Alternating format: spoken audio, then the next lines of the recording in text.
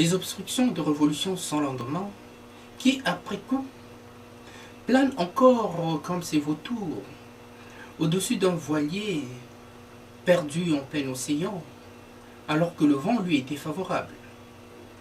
Nous laisser un si profond mal-être de quelque chose d'inachevé, d'une révolution interrompue aussi brutalement dans le feu de l'action, ne peut qu'être un si mauvais présage, comme si les peuples n'étaient pas à même de prendre leur destin en main.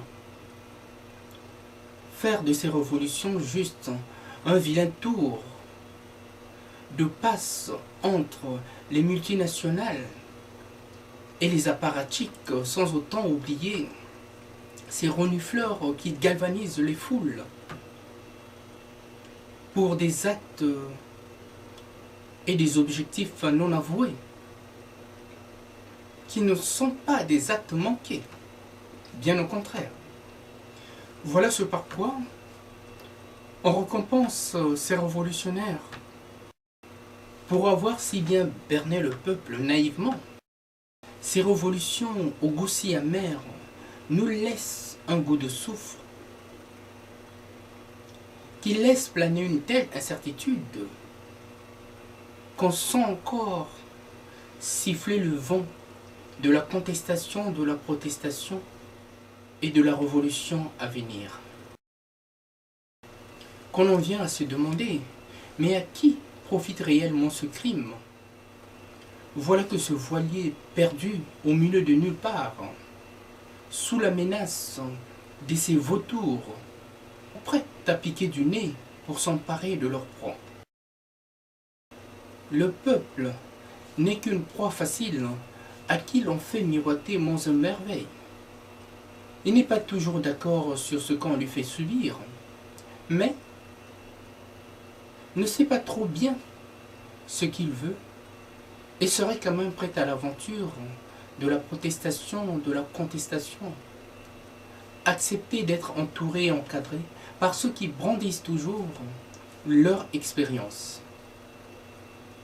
Façon plus subtile d'avoir une emprise sur l'action menée. Si le printemps arabe a accouché d'une souris, on comprend mieux pourquoi aujourd'hui. Mais où sont passés les autres, ces épiphénomènes de conférences nationales, ces révolutions étouffées dans l'œuf, dont personne ne parle et n'ose même plus en parler? C'est vous dire à quel point certains se sont vus perdus en cours de chemin, à trop vouloir aller plus vite que la musique.